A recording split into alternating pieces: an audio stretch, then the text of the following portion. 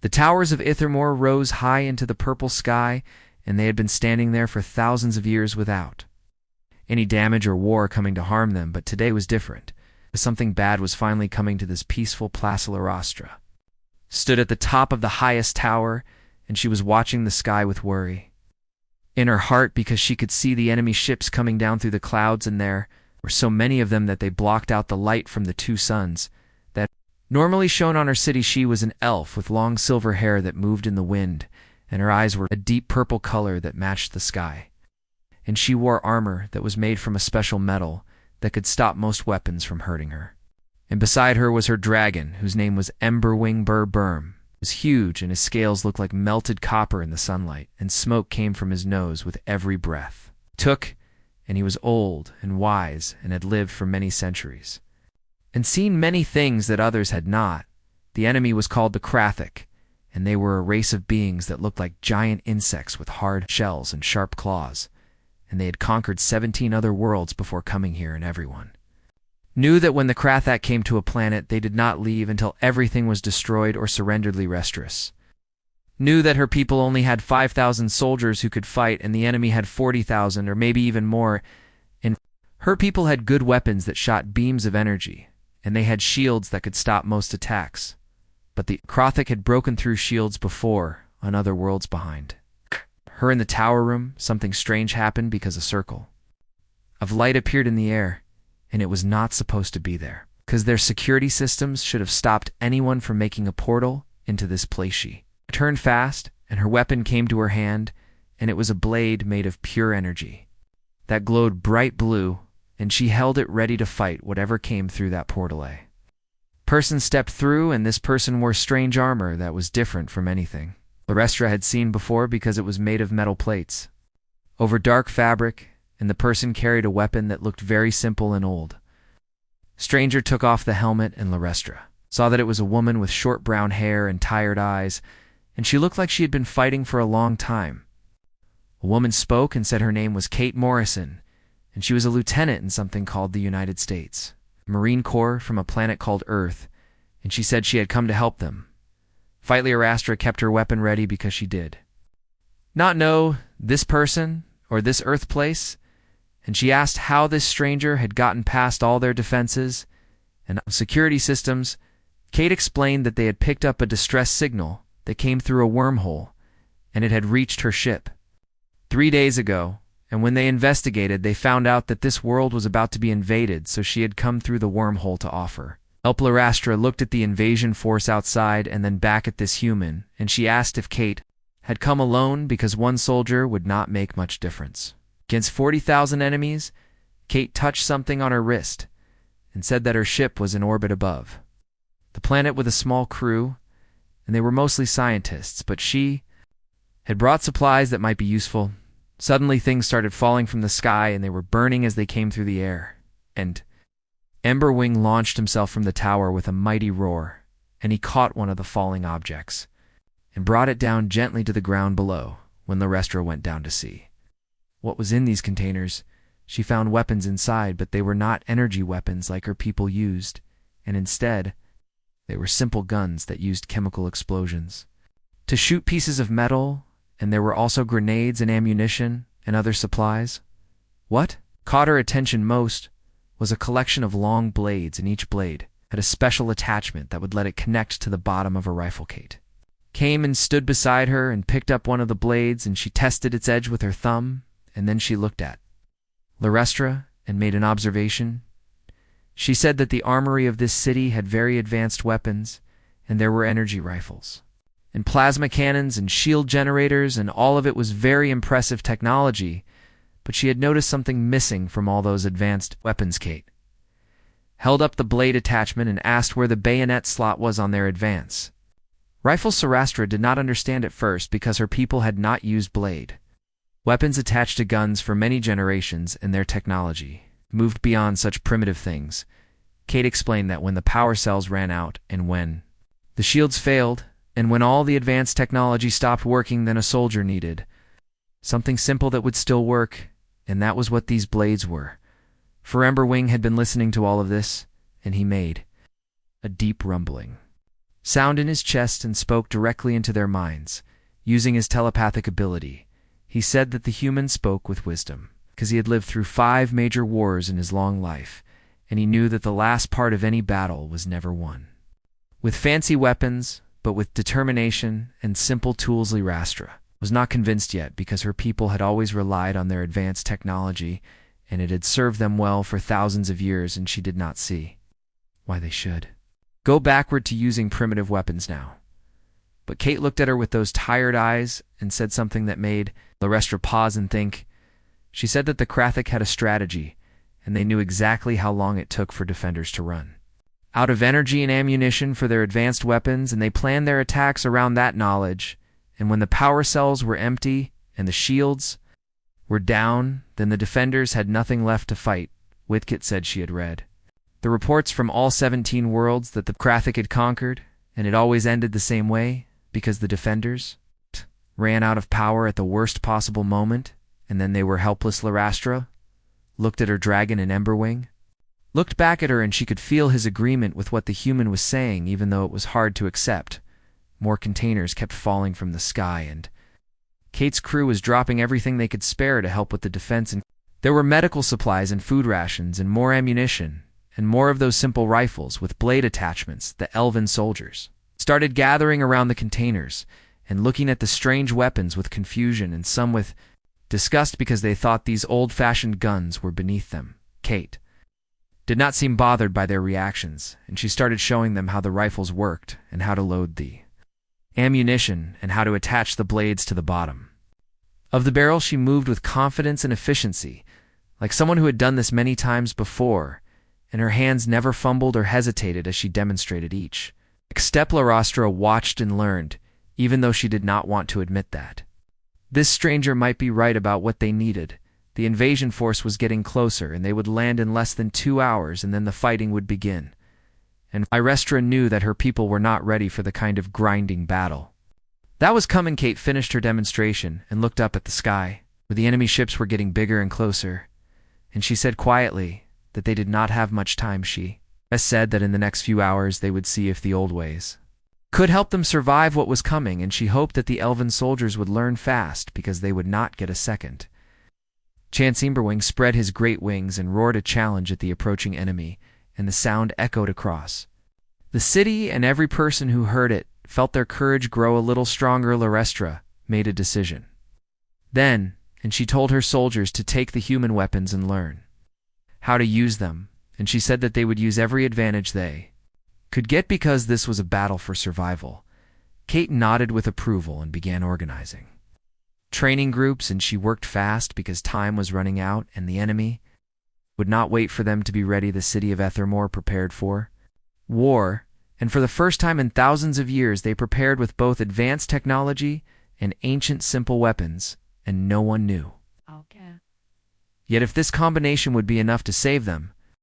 The War Council met in a great hall where holographic images showed the enemy army spreading across the plains outside the city, and the images were not good because there were so many Krothok soldiers that they looked like a dark wave covering. The Ground General Valor is the commander of all the elven forces, and he was old and proud, and had never lost a battle in his long career, and he looked at the human woman with anger barely hidden on his face. He said that Kate was insulting them with these old weapons that she called relics, and he pointed at the rifles that some volunteers were holding, and he said they needed plasma, artillery, and orbital support. It's not metal tubes that threw bits of lead at the enemy. Kate stood calmly and did not seem bothered by his anger, and she picked up one of the Earth's rifles to make her point. She agreed that the elven plasma rifles were beautiful and very advanced, and they had high energy, efficiency, and perfect accuracy, and almost no recoil when fired, and they could punch through Krothic's armor from 100 meters away. But then she held up her rifle and explained that this simple weapon worked when the power cells were empty, and it worked in electromagnetic dead zones where advanced weapons failed, and it worked when a soldier was covered in mud and exhausted and out of options. She fixed the bayonet to her rifle with a sharp clicking sound, and said that when all the ammunition was gone, this weapon still worked as a spurly. Lyrastra had been listening carefully, and she said that Kate was talking about desperate situations, and her people were not desperate yet. Kate replied quietly that they were not desperate yet, but they would be soon, and the Krothek did not just invade worlds, they ground them down slowly and made defenders use every energy cell and every charge pack until their beautiful weapons became useless. She said she had studied the reports from the 17 conquered worlds, and it always ended the same way because the defenders ran out of ammunition at exactly the wrong momentum. Burwing raised his massive head from where he had been resting near the wall, and when he spoke his voice filled everyone's mind at once. He agreed with Kate and said he had lived through 5 wars, and he knew that the last part of any war was never won with elegant fighting, but with whatever tools remained. General Valor looked angry, but he also looked worried because he knew the dragon was wise and had seen more battles than any elf alive. Finally, the general agreed and said that Kate could teach the soldiers how to use these primitive weapons, but he still believed that their advanced technology would be what saved them when the enemy breached their defenses. Kate smiled, but there was no warmth in it, and she said she hoped he was right, and she really meant it. Over the next several hours, Kate worked without stopping, and she taught groups of elven soldiers how to maintain the rifles and how to load them quickly, and how to fix the bayonets properly, and how to fight when their power armor stopped working. Many the soldiers resisted at first because they had trained for decades in sophisticated combat styles, and they thought these simple weapons were beneath their skill level, but something about the way Kate taught made them listen and pay attention, because she was absolutely certain about what she was saying, and her confidence was hard. To Ignorelia, Restra found herself watching the humans' demonstrations closely, and she noticed that Kate moved with economy and purpose, and every motion had a reason behind it. When Kate showed them bayonet fighting, it was nothing like the ceremonial blade work that elves practiced, and instead, it was brutal and efficient and designed only for killing quickly. At close, Wrangler Astra commented that Kate had done this before in real combat, not just in training. Kate stopped and her eyes became distant, like she was remembering something painful, and she touched a scar above her eyebrow. She told them about the Mars Rebellion in the year 2287, when the colony domes were breached and all their energy weapons shorted out from the vacuum exposure. She said they held a supply depot for 6 days using whatever they could find to fight with.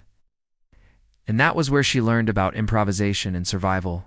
The elven soldiers became quieter after hearing this story because they realized this human had actually experienced the kind of desperate fighting she was describing. As sunset came, the Krothak army began moving forward, and from the walls of the city, the defenders could see them coming like a tide of chitin and metal flowing across the plains. In the command hall, everyone prepared for what would be the longest night of their lives. Kate checked her equipment one more time and made sure her rifle was loaded and her bayonet was sharp, and she tested the edge with her thumbly. Rastra came to stand beside her and asked if Kate was afraid. Kate said yes.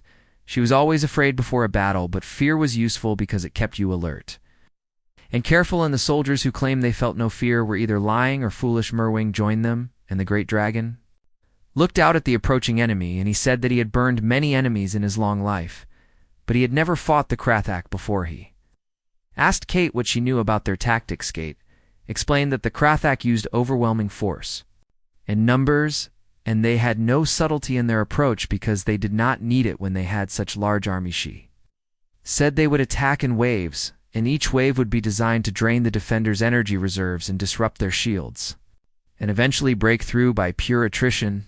General Valor joined the conversation and said their shields were strong and could withstand significant punishment. Kate agreed, but pointed out that the Krothak had broken stronger shields on other worlds, and they knew exactly how much power it took to bring down different types of defensive barriers. She said the key was to not rely only on the shields, but to have backup plans for when they failed. The general looked like he wanted to argue, but instead he just nodded and said he would position reserves at key points along the wall. As darkness fell, the enemy began their final approach, and the defenders took their positions, and every soldier checked their weapons one last time. The elves held their plasma rifles ready, and most of them also had one of the earth rifles slung across their backs as a backup. Many had bayonets attached already because Kate had taught them that it was better to have the blade ready than to try attaching it during combat. Kate moved along the wall and checked on different positions, and she offered advice and encouragement to the soldiers. She passed Leoristra, watched her, and realized that the human was a natural leader, and people trusted her even. Though they had only known her for a few hours, the first enemy artillery strikes began. Just after full darkness, and they were testing the shields and looking for weak points, the defensive barriers flared bright white each time they absorbed an impact, and for now they were holding strong, but Kate knew, and Leoristra knew, and probably everyone knew, that this was just the beginning, and the real test would come when the shields started to Flemberwing launched himself into the air, and other dragons followed him, and they would provide aerial support and attack enemy artillery positions, the sight of dragons flying into battle was magnificent and terrifying, and it gave the defenders hope. Kate raised her rifle and sighted down the barrel at the approaching army, and she whispered something under her breath that sounded like a prayer. Then the real fighting began. The first wave of Krathok soldiers hit the shields at exactly midnight, and they were shock troops that had been enhanced with biological modifications to make them stronger and faster, and their armor was thick and heavy. The energy barriers around the city flared bright white and held against the initial assault, but then the enemy brought up their disruption field generators and positioned them all around the battlefield. Kate watched through her helmet display, and she saw exactly what she was just had expected to see, because the Krathok were following their standard invasion pattern from orbit above the planet. Lieutenant Amy Blake was monitoring everything from the human ship called Wanderer, and her voice came through on Kate's communication. Divisimi reported that Shield Generator 3 was starting to fail because the enemy is concentrating massive firepower on the eastern side of the city. Kate acknowledged the report and switched to another channel to talk to General Vaylor, and she told him he needed to redistribute power from the north section to reinforce the east. The general's voice was strained when he replied, and he said he was aware of battlefield dynamics, but Kate could hear that the first hour of combat had changed. His attitude, the plasma cannons, were devastating, and they cut through enemy ranks with beautiful efficiency, but the Krat just kept coming in, endless waves, and the energy reserves were depleting faster than anyone had predicted. Dembring dove from the clouds and released a torrent of fire that incinerated a cluster of enemy artillery, and his flames were so hot they turned night into day for a moment, but even the ancient dragon could not be everywhere at once, and the enemy had brought special troops that were resistant to fire specifically to counter the dragons. At 3 in the morning, the eastern shield collapsed completely, and Krathok warriors poured through the breach in the defenses. Their blade limbs gleamed in the darkness as they charged forward, and they made clicking sounds with their mandibles. That was their version of a battle cry. Their elven defenders met them with plasma fire, and bright lances of energy cut through the darkness, and for about 10 minutes it looked like they might hold the line. Then Kate heard the rhythm of the firing change, and the gaps between shots grew longer, and she knew what that meant. The power cells were running dry. She grabbed her rifle and vaulted over the barricade without hesitation, and shouted for her unit to follow. Hurt 20 human Marines had volunteered to come on this mission, and they had been holding in reserve, waiting for exactly this moment. They followed Kate without question, and their rifles spoke with a different voice than the plasma weapons, because chemical propellants made a sharp cracking sound that was harsh but reliable. A Krathok warrior appeared in front of Kate, and it was massive and towering, and its mandibles clicked as it prepared to attack. She fired 3 rounds into its thorax, where the armor was weakest, and then dropped to one knee as its claws whistled over her head while it was off balance. She drove her bayonet up under its armor plates, and the creature made a shrieking sound and collapsed. Kate pulled her blade free and shouted for the soldiers to fix bayonets and form a close combat formation.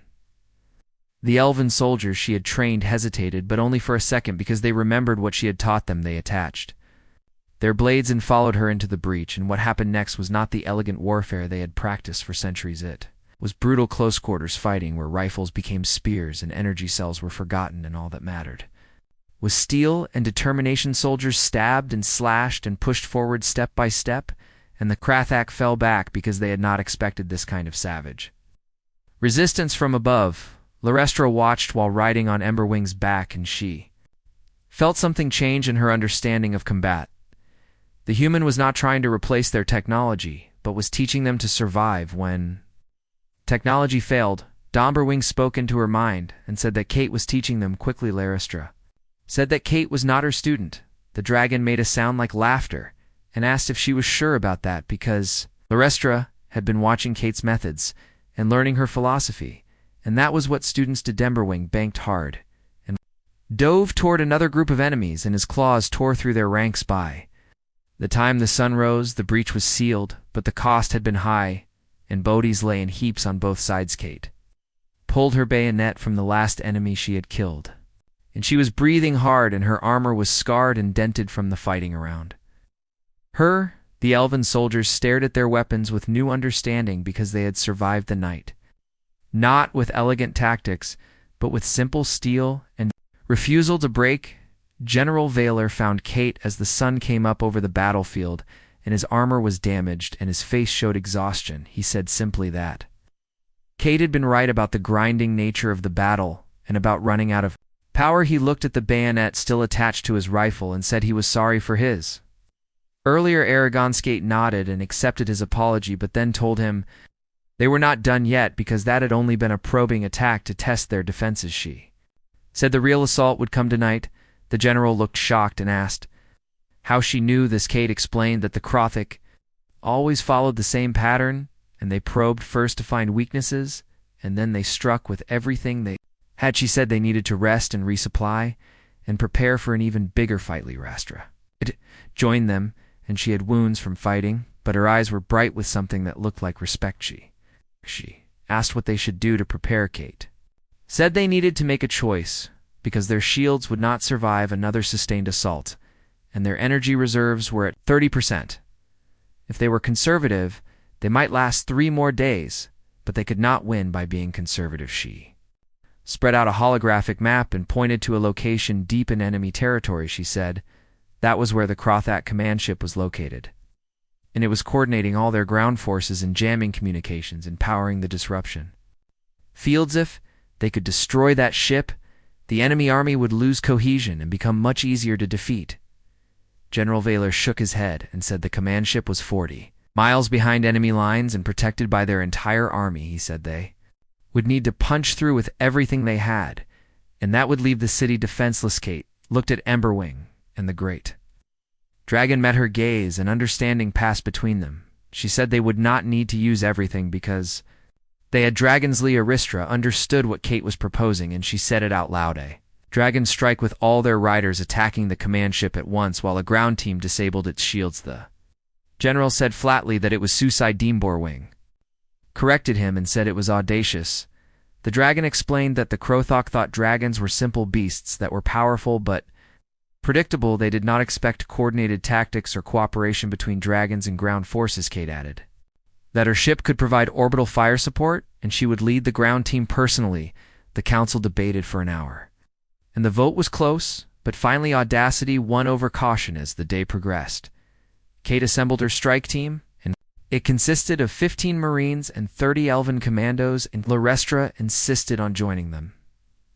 Would move through enemy territory on foot using every stealth technology both civilizations had above them. Emberwing would lead all the dragon riders in a wide arc to get into position. The mission would launch at 2 in the morning, when the enemy would be least expecting an attack. Kate checked her equipment one more time and made sure everything was ready. She looked at Laristra and asked if the elf was sure she wanted to come on this miss. Laristra said she was sure, because this was her world and her people, and she would not ask others to take risks she was not willing to take herself. Kate smiled and said that was a good answer. Night fell again. The strike team moved out into the darkness, and behind them the city prepared to hold against whatever came. This was the moment that would decide everything. The Krothic commander was called Vorthok the Render. He was massive even by the standards of his warrior caste, and he sat in the command ship watching reports from the battlefield. His forces should have overwhelmed the city by now, according to all their calculations and projections, but somehow the defenders were still fighting. What confused him most was that they were using primitive projectile weapons and blade attachments in fighting with a ferocity his intelligence had never Predicted one of his subordinates came and explained that a new faction had joined the defense, and they were called humans, and there were not many of them, but they seemed to be teaching the elves alternative combat methods. Vorthok ground his mandibles together in frustration because the Dominion had perfected their invasion strategy over decades. They knew exactly how long each species' advanced weapons would last, and when their energy reserves would fail, and when despair would set in. But these humans had introduced chaos into the equation.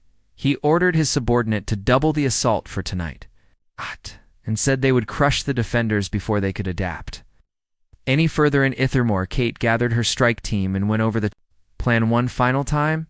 They would move through enemy territory on foot and bypass patrols using stealth technology and reach the command ship by 2 in the morning. Then they would disable the shield generators with explosives and create a window for the dragons to attack. Cammy Blake's voice came through from orbit, and she said she had the command ship on sensors and was ready to provide fire support. Kate acknowledged and told her team to move out. They walked through the darkness for hours, and several times they had to hide while Krathek patrols passed near Belaristra used her magic to disrupt enemy sensors and make them harder to detect. The elven commandos moved like shadows, and the human Marines matched them step for step. After 3 hours of careful movement, they reached the command ship, and it was a grotesque thing that was half biological and half mechanical. Kate had to force herself not to stare at it because the sight made her skin crawls. She focused on the mission instead, and directed her team to place explosive charges on the shield generators. Corporal Lisa Hayes was the demolitions expert, and she worked quickly and efficiently to set the charges. Larestra kept watch and used her abilities to keep the sensors confused. All the charges were in place. Kate raised her fist and then dropped it to signal the attack.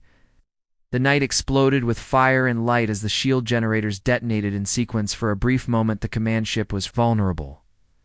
Through that window came the dragon's boar wing, led the charge, and he was ancient and terrible, and his flames turned the night sky bright as day. Behind him flew dozens of other dragons, and each one carried an elven rider armed with plasma lances. The Krathak defenses activated, but they had been designed to stop ground assaults and orbital bombardment, not a coordinated aerial strike at close range. Kate's team fought through the chaos and provided covering fire while the dragons tore into the command ship. It was beautiful and terrible to watch as creatures of legend clashed with alien. Technologenberg's claws ripped through armored plates in his flames. Melted support structures. Other dragons harried the defenders and kept them from organizing an effective response. Then Vorthok himself emerged from inside the ship. He was twice the size of normal Krothok soldiers and wore experimental combat armor that made him look even more massive. His blade limbs could cut through dragon scales. Zarastra did not hesitate for even a moment. She leaped from Emberwing's back, and her plasma blade met Vorthok's claws in a shower of sparks. They fought across the command ship's hull, and it was elf against alien, and both were fighting for their survival. Arestra was fast and skilled, but Vorthok was incredibly strong, and his armor protected him from most of her strikes. She managed to cut through his armor in several places, but then his blade sliced through her own armor and cut into her side. Kate saw Larestra falter and fall back without thinking. Kate raised her rifle and fired at Verthith. Bullets sparked off his armor and barely scratched it, but they got his attention.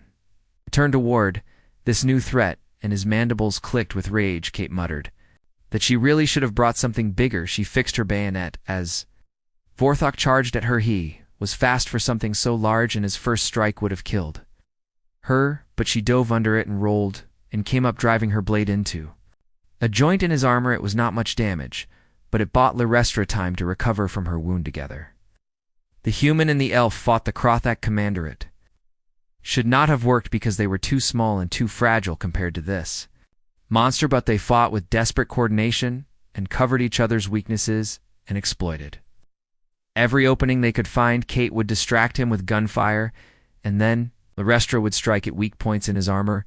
When he focused on the elf, Kate would stab at his joints with her bayonet.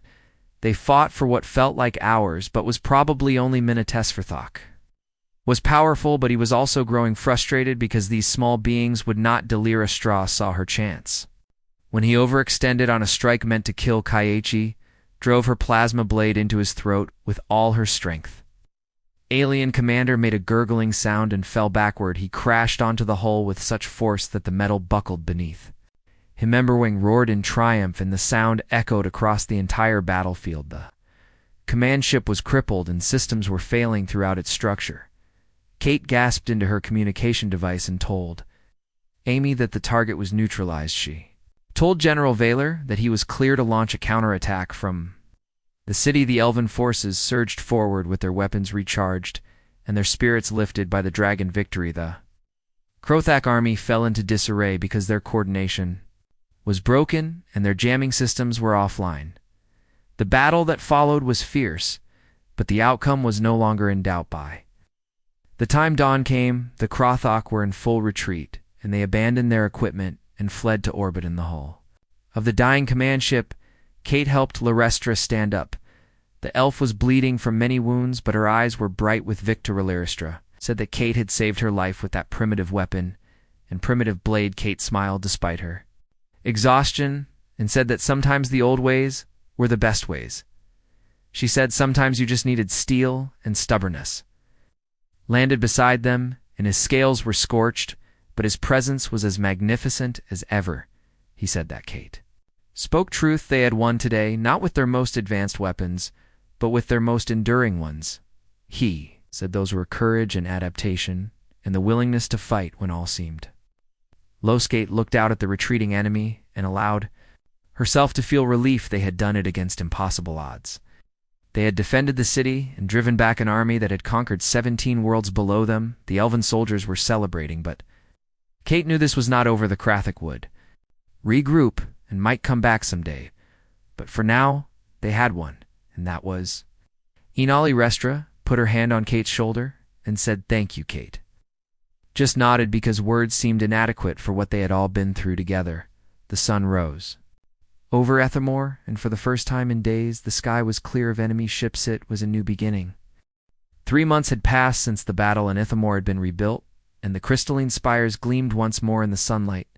But something fundamental had changed about the city and its people. In the military academy, young elven warriors now trained with both plasma rifles and traditional firearms, and they learned that having backup weapons was not a sign of weakness, but a sign of wisdom. In the walls of the city, new statues had been erected, and they showed Emberwing in mid-flight, with his wings spread wide, and Larestra with her blade raised high, and beside them stood a human in marine armor fixing a bayonet to her rifle. Kate stood before that statue and prepared to leave because her mission was complete, and the Wanderer waited in orbit to take her home through the wormhole back to Earth. But saying goodbye was harder than she had expected it to. Balirastra came to find her and offered that Kate could stay because they still had much to learn from her. Kate replied that they had already learned the important part, which was how to adapt and survive when perfect plans fell apart. He said they did not need her anymore. Yembring lowered his massive head to regard the human, and over the months she had earned the ancient dragon's respect, which was something few beings could claim. He said that Kate had given them more than just tactics and technique. Shit had reminded them that sophistication without resilience was merely fragility, dressed in beautiful clothing. General Vaylor joined them, and he had become an unexpected ally after the battle had burned away his early arrogance. He said that the Dominion would return someday, because enemies like the Krothak never gave up after just one defeat. But when they came back, the elves would be ready with more than just advanced weapons. They would have the understanding that sometimes the simplest solutions were the strongest. Wanskate nodded in agreement and said they should remember that technology was a tool, but will was the real weapon. She said you could have the most advanced rifle in the galaxy, but if you were not willing to fix a bayonet and fight hand-to-hand when everything else failed, then you had already lost. Lieutenant Amy Blake's voice came through Kate's communication device and said that they were ready for departure whenever. Kate gave the word. The promotion had come through the previous week, and Kate was now a captain, along with a new assignment. Apparently Earth's military had taken note of what happened on Ithermore, and they wanted Kate to train more units in what they were calling adaptive warfare. They wanted to prepare for a galaxy that was far more dangerous than they had realized. But first, there was one last moment to share with these people who had become friends. Restra stepped forward and embraced Kate, which was unusual for her reserved people. Whispered, "Thank you for teaching them that survival was not about perfection, but about persistence." Kate replied, "That they should take care of each other, and she meant Larestra and Emberwing and all their people. She said if they ever needed help again, they should just send another distress signal and Earth would answer." Aide stepped back and gave a formal salute, and then activated her transport beacon. The beam of light caught her and began pulling her up toward the ship waiting in orbit. Larestra watched her go and felt Emberwing's warmth beside her. The dragon's telepathic voice was soft and tinged with both affection and sadness. He said that Kate was an unusual human because she came from a species that had barely mastered interstellar travel, yet she taught them lessons they needed centuries to learn. Larestra asked what lesson that was. Even though she suspected she knew, the Answer Emberwing said that the most advanced civilization was not the one with the best technology, but the one that remembered how to fight with steel and fire when all the clever machines failed in the rebuilt. Armory, the weapons master, was training new recruits.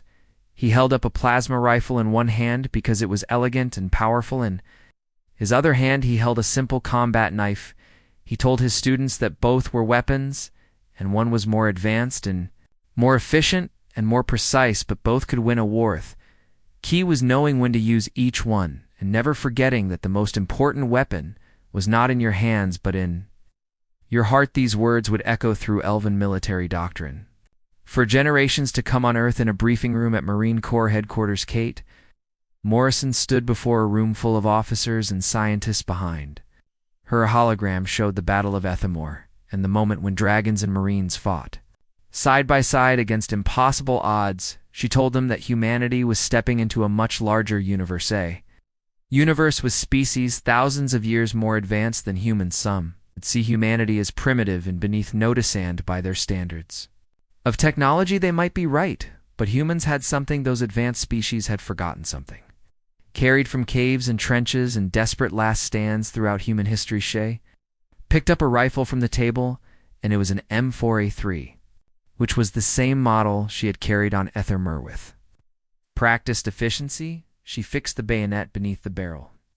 The click of it locking into place echoed in the silent room.